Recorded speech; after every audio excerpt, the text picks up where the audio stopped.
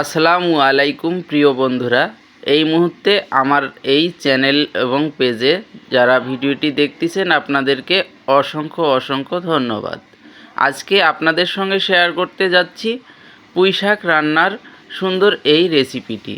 এখানে এক আটি পুঁইশাক কুচি করে কেটে ধুয়ে নিয়েছি এবং প্রথমে দিয়ে দিচ্ছি স্বাদ মতো লবণ দিয়ে এটাকে কিছুক্ষণ সিদ্ধ করে নিব। ঢাকনা দিয়ে ঢেকে নিয়েছি, এখন সিদ্ধ করে নিব। দেখুন সিদ্ধ হয়ে গেছে। এগুলোকে ছাঁকনি দিয়ে ছেঁকে এখন পানিগুলোকে ঝরিয়ে নিব। দেখুন পানিগুলো ঝরিয়ে নিচ্ছি, জালি বলে দিয়ে দিয়েছি।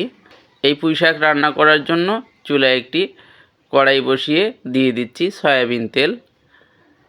50 গ্রাম পরিমাণ সয়াবিন তেল দিয়ে দিলাম এবং দিয়ে দিলাম একটি রসুন কুচি, 3টি পেঁয়াজ কুচি অ্যাড করলাম।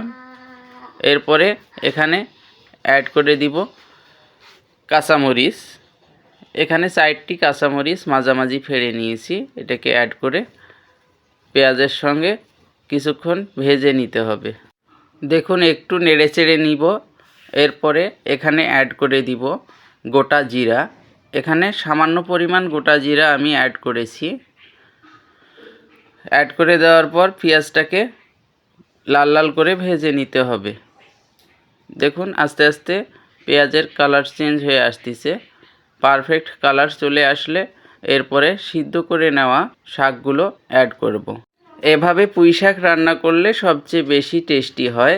বিশেষ করে যাদের নতুন বিয়ে হয়েছে, নতুন সংসারে কাজকাম অল্প করতে পারে, তাদের জন্য এই রেসিপিটি অনেক কাজে লাগবে। আর আমার শালীর দৃষ্টি আকর্ষণ করছি, রেসিপিটি ফলো করে সুন্দর করে রান্না করে নিবে সে।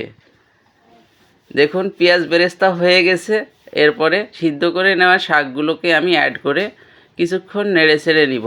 5 থেকে 7 মিনিট নেড়েচেড়ে শাকটাকে রান্না সম্পূর্ণ করে নিতে হবে। আমার রাব্বি স্পাইসি কিচেন চ্যানেল অথবা ফেসবুক পেজে যারা ভিডিওটি দেখতেছেন, ভিডিওটি ভালো লাগলে অবশ্যই একটি লাইক দিয়ে দিবেন। আমার এই পেজ অথবা চ্যানেলে অসংখ্য রেস্টুরেন্ট অথবা বাসার রেসিপি দেওয়া আছে, আপনারা চাইলে সেটা দেখে নেবেন।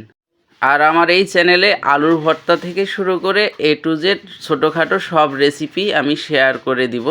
আপনারা খুব সহজেই সেখান থেকে শিখে নিতে পারবেন এবং খুব সহজে রান্না করে নিতে পারবেন। দেখুন কিছুক্ষণ নেড়েচেড়ে নিয়ে রান্নাটিকে সম্পূর্ণ করে নিয়েছি। কত সুন্দর হয়েছে আজকের আমার এই পুঁইশাক রান্নার রেসিপিটি। A to Z রেসিপিটি শেয়ার করলাম, কেমন হলো অবশ্যই কমেন্টস করে জানাবেন। রেস্টুরেন্ট অথবা বাসার রেসিপিগুলো পেতে আমার ইউটিউব চ্যানেল এবং ফেসবুক পেজের সাথে থাকবেন। আসসালামু আলাইকুম।